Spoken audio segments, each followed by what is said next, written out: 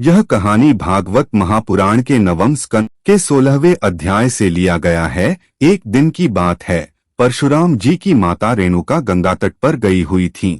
वहां उन्होंने देखा कि गंधर्वराज चित्ररथ कमलों की माला पहने अप्सराओं के साथ विहार कर रहा है। वे जल लाने के लिए नदी तट पर गई थीं, परंतु वहां जलक्रीड़ा करते हुए गंधर्व को देखने लगीं और पतिदेव के हवन का समय हो गया है इस बात को भूल गईं। उनका मन कुछ कुछ चित्ररथ की ओर खिंच भी गया था। हवन का समय बीत गया, यह जानकर वे महर्षि जमदग्नि के शाप से भयभीत हो गईं और तुरंत वहां से आश्रम पर चली आईं। वहां जल का कलश महर्षि के सामने रखकर हाथ जोड़ खड़ी हो गईं। जमदग्नि मुनि ने अपनी पत्नी का मानसिक व्यभिचार जान लिया और क्रोध करके कहा, मेरे पुत्रों, इस पापिनी को मार डालो। परंतु उनके किसी भी पुत्र ने उनकी वह आज्ञा स्वीकार नहीं की। इसके बाद पिता की आज्ञा से परशुराम जी ने माता के साथ सब भाइयों को भी मार डाला।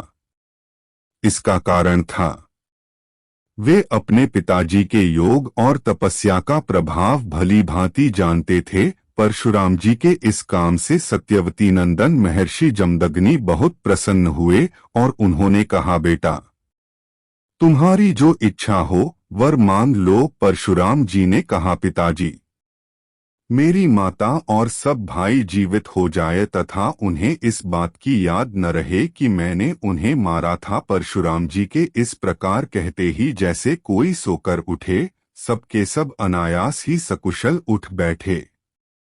परशुराम जी ने अपने पिताजी का तपो बल जानकर ही तो अपने सुहृदों का वध किया था। एक दिन सहस्रबाहु परशुराम जी से हारकर भाग गए थे।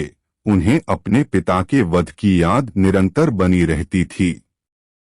कहीं एक क्षण के लिए भी उन्हें चैन नहीं मिलता था। एक दिन की बात है, परशुराम जी अपने भाइयों के साथ आश्रम से बाहर वन की ओर गए हुए थे।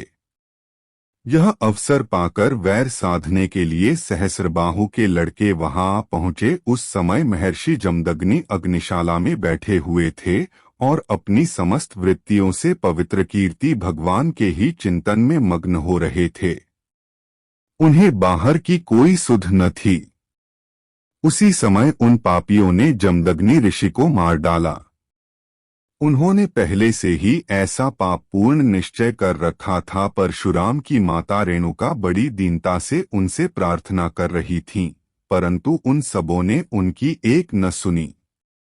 वे बलपूर्वक महर्षि जमदग्नि का सिर काटकर ले गए। वास्तव में वे नीच क्षत्रिय अत्यंत क्रूर थे। सती रेणुका दुहक और शोक से आतुर हो गईं।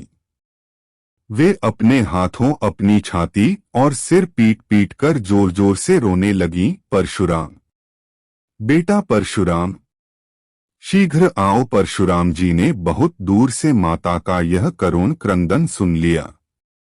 वे बड़ी शीघ्रता से आश्रम पर आए और वहां आकर देखा कि पिताजी मार डाले गए हैं। उस समय परशुराम जी को बड़ा दुहक हुआ। साथ ही क्रोध, असहिष्णुता, मानसिक पीड़ा और शोक के वेग से वे अत्यंत मोहित हो गए। हाय पिताजी, आप तो बड़े महात्मा थे। पिताजी, आप तो धर्म के सच्चे पुजारी थे।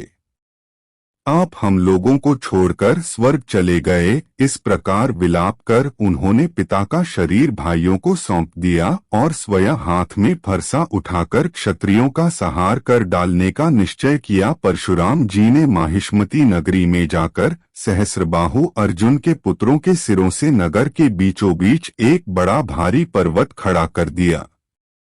उस नगर की शोभा तो उन ब्रह्मघाती नीच क्षत्रियों के कारण ही नष्ट हो चुकी थी। उनके रक्त से एक बड़ी भयंकर नदी बह निकली, जिसे देखकर ब्राह्मण द्रोहियों का हृदय भय से कांप उठता था।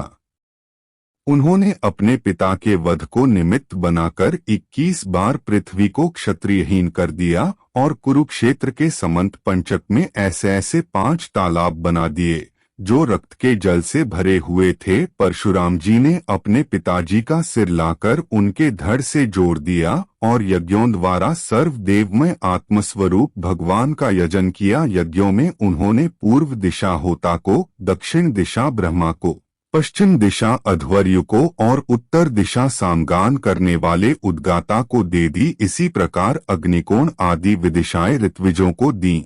कश्यप जी को मध्य भूमि दी, उपद्रष्टा को आर्यावर्त दिया तथा दूसरे सदस्यों को अन्यान्य दिशाएं प्रदान कर दी। इसके बाद यज्ञांत स्नान करके वे समस्त पापों से मुक्त हो गए और ब्रह्मंदी सरस्वती के तट पर मेघरहित सूर्य के समान शोभायमान हुए। महर्षि जमदग्नि को स्मृति रूप संकल्पमय शरीर की प्राप्ति हो गई।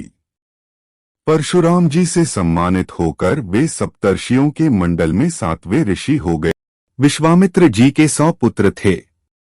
उनमें बिचले पुत्र का नाम था मधुच्छंदा, इसलिए सभी पुत्र मधुच्छंदा के ही नाम से विख्यात हुए। आगे की कहानी हम अगले वीडियो में सुनेंगे। अगर आप हमारे चैनल को सब्सक्राइब नहीं किया है तो कृपया हमारे चैनल को सब्सक्राइब कर लें।